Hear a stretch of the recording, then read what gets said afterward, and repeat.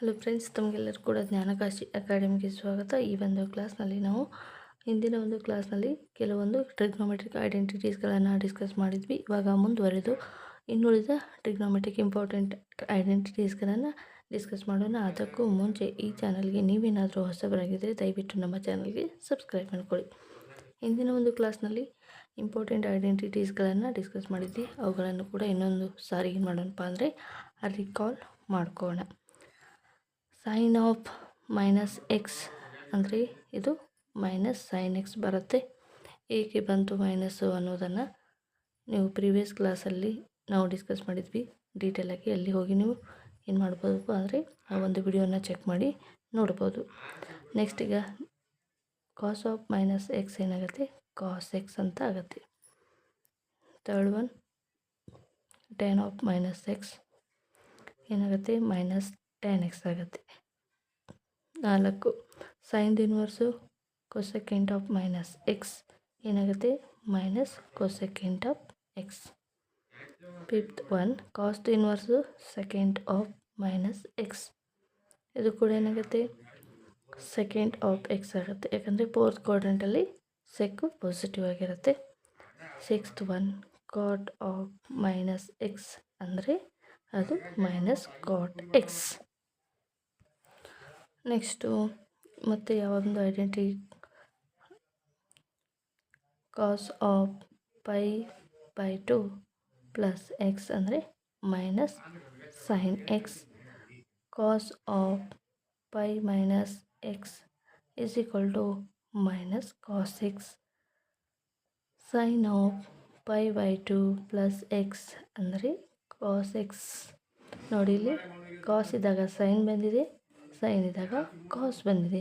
Pi ಇದ್ದಾಗ ಇಲ್ಲಿ ಕಾಸ್ same ಇದೆ. ಸೈನ್ ಇದ್ದಾಗ ಕೂಡ ನೋಡಿ, ಸೈನ್ ಪೈ ಮೈನಸ್ ಎಕ್ಸ್ ಅಂದಾಗ ಕೂಡ ಏನು ಬರುತ್ತೆ, ಸೈನ್ ಎಕ್ಸ್ ಬರುತ್ತೆ. ಓಕೆ, ಈ ರೀತಿಯಾಗಿ ನಾವು ಕಂಪೇರಿಸನ್ ಮಾಡಿ ನೆನಪು ಇಟ್ಕೊಳ್ಳುವಂಥ ಪ್ರಯತ್ನವನ್ನು ಮಾಡ್ಬೋದು. ನೋಡಿ, ಇಲ್ಲಿ ಪೈ ಬೈ 2 ಇದ್ದಾಗ ಕಾಸ್ ಇರುವಂಥದ್ದು ಸೈನ್ ಆಗುತ್ತೆ, ಇಲ್ಲಿ ಸೈನ್ ಇರುವಂಥದ್ದು ಕಾಸ್ ಆಗುತ್ತೆ. ಇಲ್ಲಿ ಪೈ ಮಾತ್ರ ಇದ್ದಾಗ ಕಾಸ್ ಆ್ಯಸ್ ಇಟ್ ಈಸ್ ಹಾಗೆ ಬರುತ್ತೆ, ಸೈನ್ ಆ್ಯಸ್ ಇಟ್ ಈಸ್ ಹಾಗೆ ಬರುತ್ತೆ. ಇವು ಮುಖ್ಯವಾಗಿರುವಂಥ ಬೇಸಿಕ್ ಐಡೆಂಟಿಟೀಸ್ಗಳು. ನೆಕ್ಸ್ಟ್ ಇನ್ನೂ ಕೆಲವೊಂದು ಐಡೆಂಟಿಟೀಸ್ಗಳನ್ನು ನಾವು ಪ್ರೀವಿಯಸ್ ಕ್ಲಾಸಲ್ಲಿ ನೋಡಿದ್ವಿ. Okay,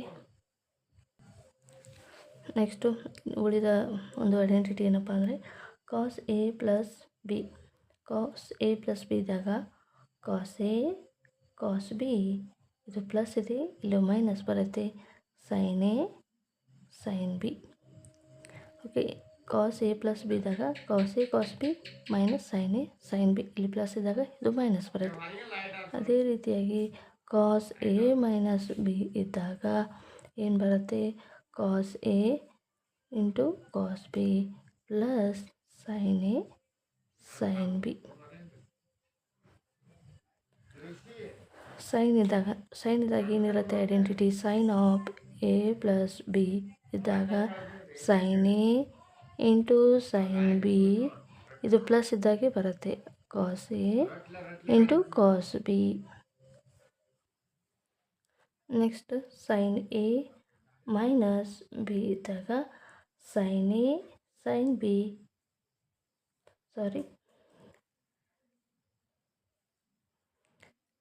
sign A cos B plus cos A sine B. ಅದೇ ರೀತಿಯಾಗಿ ಇಲ್ಲಿ ಮೈನಸ್ ಇದ್ದಾಗ ಮೈನಸ್ ಆ್ಯಸ್ ಇಟ್ ಈಸ್ ಹಾಗೆ ಬರುತ್ತೆ, sine A into cos B minus cos A into sine B. ಎಷ್ಟು ಇಂಪಾರ್ಟೆಂಟ್ ಆಗಿರುವಂಥ ಐಡೆಂಟಿಟೀಸ್ಗಳನ್ನು ಪ್ರೀವಿಯಸ್ ಕ್ಲಾಸಲ್ಲಿ ನೋಡಿದ್ವಿ. ಮುಖ್ಯವಾಗಿ ಈ ಒಂದು ಬೇಸಿಕ್ ಐಡೆಂಟಿಟಿ ಮೇಲೆ ತುಂಬಾ ಎಕ್ಸಾಂಪಲ್ಗಳು ಬರುತ್ತೆ. ಸೊ ಇನ್ನುಳಿದ ಐಡೆಂಟಿಟಿಗಳನ್ನು ಈಗ ಡಿಸ್ಕಸ್ ಮಾಡೋಣ. ಅದಕ್ಕೂ ಮುಂಚೆ ಇನ್ನು ಯಾರೆಲ್ಲ ಸಬ್ಸ್ಕ್ರೈಬ್ ಮಾಡ್ಕೊಂಡಿಲ್ಲ ದಯವಿಟ್ಟು ಈಗಲೇ ಸಬ್ಸ್ಕ್ರೈಬ್ ಮಾಡ್ಕೊಳ್ಳಿ. ಸೊ ನೆಕ್ಸ್ಟ್ ಐಡೆಂಟಿಟಿ ಏನಪ್ಪ ಅಂದರೆ tan of A plus B ಇದ್ದಾಗ ಏನಾಗುತ್ತೆ, ಟ್ಯಾನ್ ಎ ಪ್ಲಸ್ ಬಿ ಇದ್ದಾಗ ನೋಡಿ, tan A plus tan B divided by 1 minus tan A into tan B.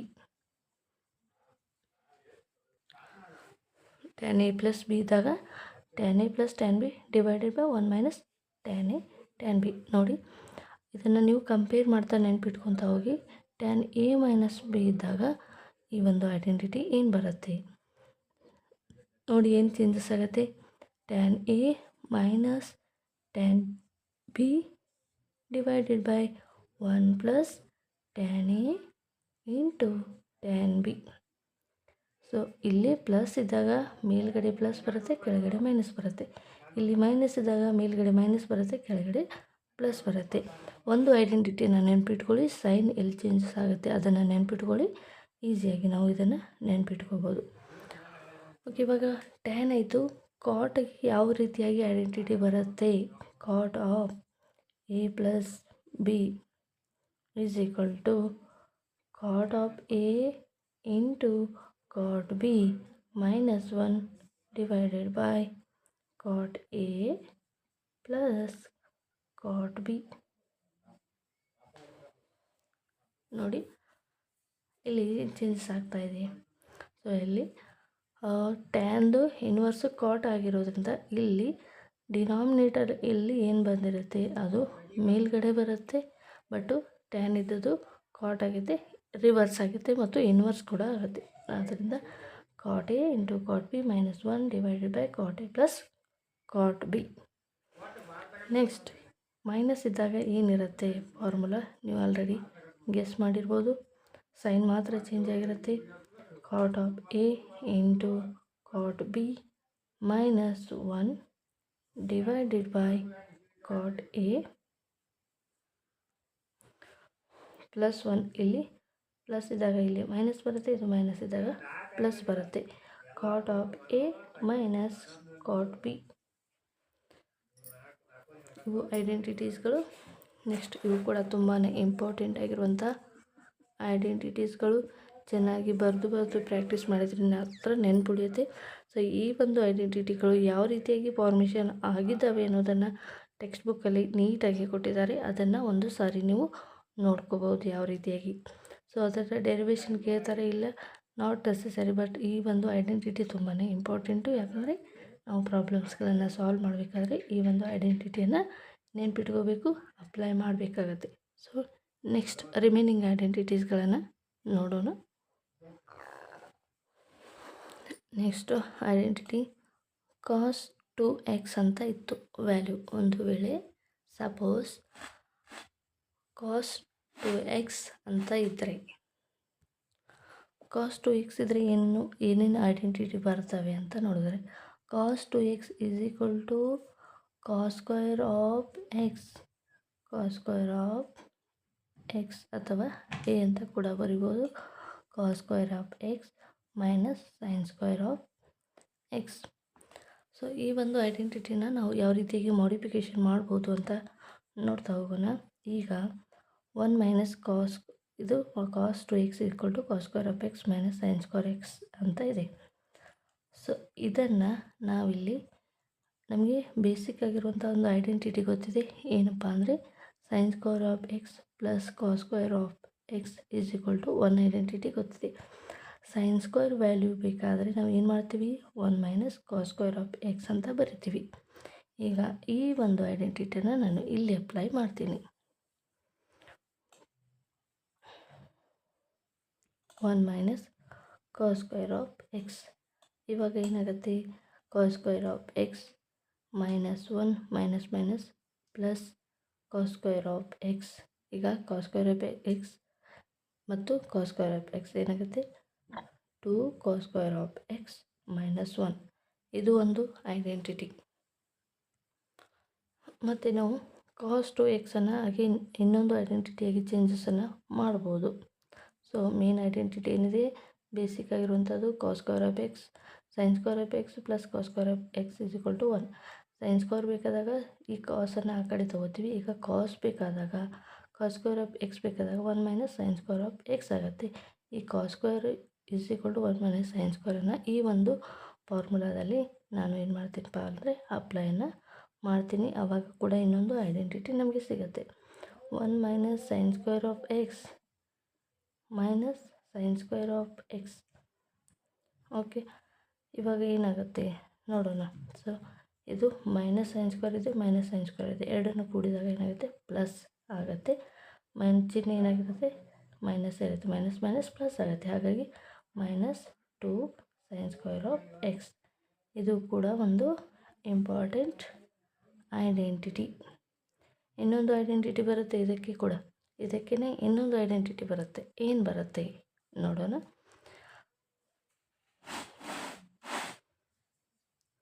cos square of 2x is equal to cos square of X minus sine square X ಅಂತ ಇದೆ.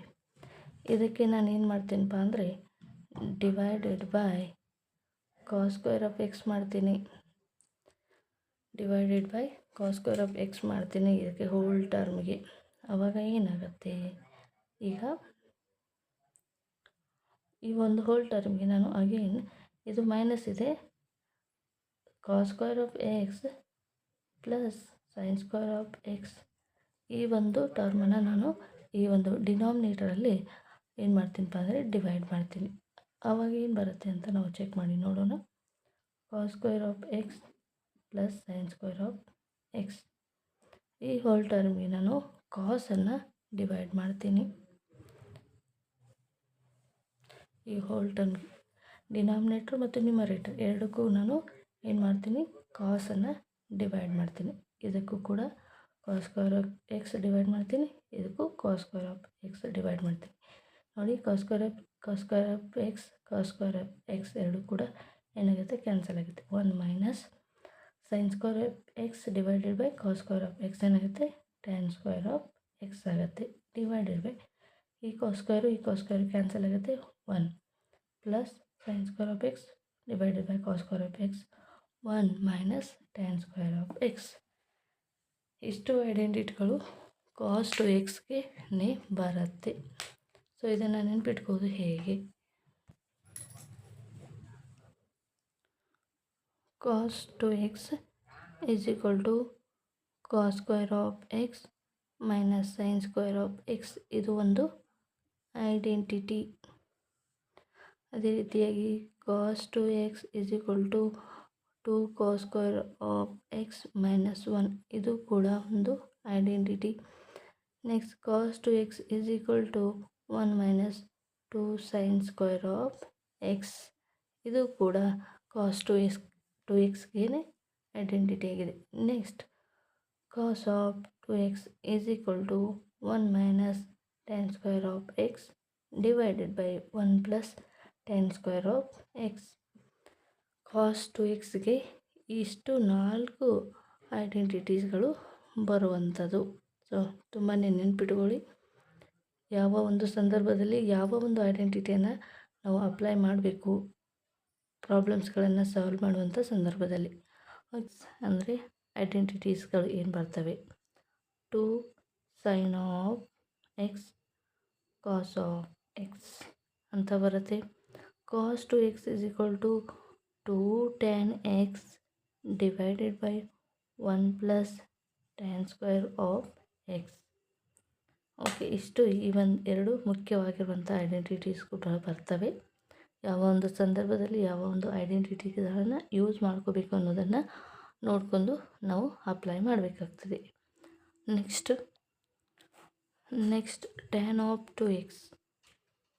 2x ಇದ್ದಾಗ 2 tan x divided by 1 minus tan square of x ಅಂತ ಬರುತ್ತೆ. ನೋಡಿ, sin to X ಇದ್ದಾಗ ಇಲ್ಲಿ plus ಬರುತ್ತೆ, tan to X ಇದ್ದಾಗ ಇಲ್ಲಿ ಮೈನಸ್ ಬರುತ್ತೆ. ಇಷ್ಟನ್ನು ನೀವು ಕಂಪ್ಯಾರಿಸನ್ ಮಾಡಿ ನೆನ್ಪಿಟ್ಕೋಬೋದು. ನೆಕ್ಸ್ಟ್ sin ಆಫ್ 3x ಇದ್ದಾಗ ಏನು ಬರುತ್ತೆ ನೋಡಿ, ಈ 3 ಇಲ್ಲಿ ಬರುತ್ತೆ, sin ಆಫ್ ಎಕ್ಸ್ 3 ನಂತರ 4 ಬರುತ್ತೆ. Okay, -4 sin cube of X. Next cos 3x ಇದ್ದಾಗ ಇಲ್ಲಿ ಏನು ಬರುತ್ತೆ 4 cos cube of X -3 cos X. ಈ ಎರಡು ಐಡೆಂಟಿಟೀಸ್ಗಳನ್ನು ನೀವು ಕಂಪೇರ್ ಮಾಡಿ ನೋಡ್ಬೋದು. sin 3x ಇದ್ದಾಗ ಮೊದಲಿಗೆ 3 ಬರುತ್ತೆ, cos 3x ಇದ್ದಾಗ ಮೊದಲಿಗೆ 4 ಬರುತ್ತೆ. ಇಲ್ಲಿ sin ಕ್ಯೂಬ್ ಇಲ್ಲಿ cos ಕ್ಯೂಬ್ ಇದೆ. ಓಕೆ, ಈ ರೀತಿಯಾಗಿ ಕಂಪ್ಯಾರಿಸನ್ ಮಾಡಿ ನೆನ್ಪಿಟ್ಕೋಬೋದು. ನೆಕ್ಸ್ಟ್ ಟ್ಯಾನ್ ಆಫ್ 3x ಇದ್ದರೆ ಐಡೆಂಟಿಟಿ ಏನು ಬರುತ್ತೆ? 3 tan x minus tan cube of X divided by 1 minus 3 tan square of X. Next ಇನ್ನು ಮುಖ್ಯವಾಗಿರುವಂಥ ಐಡೆಂಟಿಟೀಸ್ಗಳು ಬರ್ತವೆ. ಇವುಗಳು ತುಂಬಾ ಯೂಸ್ ಆಗುತ್ತೆ ಎಕ್ಸಸೈಸನ್ನು ಸಾಲ್ವ್ ಮಾಡುವಂಥ ಸಂದರ್ಭದಲ್ಲಿ. Cos of A plus cos of B ಇದ್ದಾಗ ಐಡೆಂಟಿಟಿ ಏನು ಬರುತ್ತೆ? 2 cos of A plus B divided by 2 into cos of A minus B divided by 2. Cos A plus cos B ಇದ್ದಾಗ 2 into cos A plus B by 2. Next again ಇಲ್ಲಿ ಕೂಡ ಇದು cos A plus cos B ಇದ್ದಾಗ ಇಲ್ಲಿ cos ಬರುತ್ತೆ. Okay, cos A minus cos B ಇದ್ದಾಗ cos A minus cos B ಇದ್ದಾಗ minus 2 sine of A plus B divided by 2. Next sine of A minus B divided by 2. So ಇಲ್ಲಿ cos ಇದೆ, ಎರಡು ಕಡೆಗೂ sign ಮಾತ್ರ change ಇದೆ. But plus ಇದ್ದಾಗ ಇಲ್ಲಿ ಕಾಸೇ ಬರುತ್ತೆ, ಇಲ್ಲಿ ಮೈನಸ್ ಇದ್ದಾಗ ಸೈನ್ ಬರುತ್ತೆ, ಸ್ಟಾರ್ಟಿಂಗಲ್ಲಿ ಮೈನಸ್ ಬರುವಂಥದ್ದು. ಈ ರೀತಿಯಾಗಿ ಎರಡೆರಡು ಐಡೆಂಟಿಟೀಸ್ಗಳನ್ನು ನೆನ್ಪಿಟ್ಕೊಂಡು ಕಂಪ್ಯಾರಿಸನ್ ಮಾಡ್ತಾ ನೆನ್ಪಿಟ್ಕೊತಾ ಹೋಗಬೇಕು. Next sine A plus sine B ಇದ್ದಾಗ ಏನು ಐಡೆಂಟಿಟಿ ಬರುತ್ತೆ? ಪ್ಲಸ್ ಇದ್ದಾಗ sine of A plus B divided by 2. Cos of A plus B divided by ಇದು ಮೈನಸ್ ಬರುತ್ತೆ, ಡಿವೈಡೆಡ್ ಬೈ 2. ಸೊ ಸೈನ್ ಇದ್ದಾಗ ಒಂದು ಸಾರಿ ಸೈನು ಒಂದು ಸಾರಿ ಕಾಸ್ ಬರುತ್ತೆ. ಸೊ ನೋಡಿ, ಕಾಸ್ ಇದ್ದಾಗ ಕಾಸೇ ಬರುತ್ತೆ, ಇಲ್ಲಿ ಕಾಸ್ ಇದ್ದಾಗ ಕಂಪ್ಲೀಟಾಗಿ ಎಲ್ಲವೂ ಕೂಡ ಸೈನ್ ಬರುತ್ತೆ. ಇಲ್ಲಿ ಸೈನ್ ಫಂಕ್ಷನ್ ಇದ್ದಾಗ ಒಂದು ಸಾರಿ ಸೈನ್ ಬರುತ್ತೆ, ಒಂದು ಸಾರಿ ಕಾಸ್ ಬರುತ್ತೆ. Next sine A minus sine B ಇದ್ದಾಗ ಏನು ಐಡೆಂಟಿಟಿ ಬರುತ್ತೆ? 2 cos of A plus B divided by 2 into sine of A minus B divided by 2. Okay, ಇಷ್ಟು ಮುಖ್ಯವಾಗಿರುವಂತಹ ಐಡೆಂಟಿಟೀಸ್ಗಳಾಗಿದ್ದು ಟ್ರಿಗ್ನೋಮೆಟ್ರಿಗೆ ಸಂಬಂಧಿಸಿದಾಗೆ. ಇದರ ಒಂದು ಬೇಸ್ ಮೇಲೆ ತುಂಬಾ ಇಂಪಾರ್ಟೆಂಟ್ ಆಗಿರುವಂತಹ ಪ್ರಾಬ್ಲಮ್ಸ್ಗಳು ಬರ್ತವೆ, ಇದಕ್ಕೆ ಸಂಬಂಧಿಸಿದ ಎಕ್ಸಸೈಸ್ ಕೂಡ ಬರುತ್ತೆ. ಅದನ್ನು ಮುಂದಿನ ಒಂದು ಕ್ಲಾಸ್ನಲ್ಲಿ ಡಿಸ್ಕಸ್ ಮಾಡೋಣ. ಅಲ್ಲಿವರೆಗೂ ನಮ್ಮ ಚಾನಲ್ ವೀಕ್ಷಣೆ ಮಾಡ್ತಾಯಿರಿ. ಇನ್ನೂವರೆಗೆ ಸಬ್ಸ್ಕ್ರೈಬ್ ಆಗದೇ ಇರೋರು ಈಗಲೇ ಮಾಡ್ಕೊಳ್ಳಿ. ಮತ್ತು ಈ ಎಕ್ಸಸೈಸು ಮತ್ತು ಎಕ್ಸಾಂಪಲ್ಗಳನ್ನು ಸಾಲ್ವ್ ಮಾಡೋಕ್ಕಿಂತ ಮುಂಚೆ ನೀವೇನು ಮಾಡಬೇಕಪ್ಪ ಅಂದರೆ ಚೆನ್ನಾಗಿ ಈ ಒಂದು ಐಡೆಂಟಿಟೀಸ್ಗಳನ್ನು ಪ್ರಾಕ್ಟೀಸ್ ಮಾಡಿರಲೇಬೇಕು. ಅದರ್ವೈಸ್ ನಾನು ಅರ್ಥ ಮಾಡಿಸ್ತೀನಿ, ನೀವು ಅರ್ಥ ಕೂಡ ಆಗುತ್ತೆ. ನೀವು ಓನಾಗಿ ಸಾಲ್ವ್ ಮಾಡಬೇಕಾದ್ರೆ ಈ ಐಡೆಂಟಿಟೀಸ್ಗಳನ್ನು ಯೂಸ್ ಮಾಡಬೇಕಾಗತ್ತೆ. ಆದ್ದರಿಂದ ನೆನ್ಪಿಟ್ಕೋದು ತುಂಬಾ important. Thank you so much.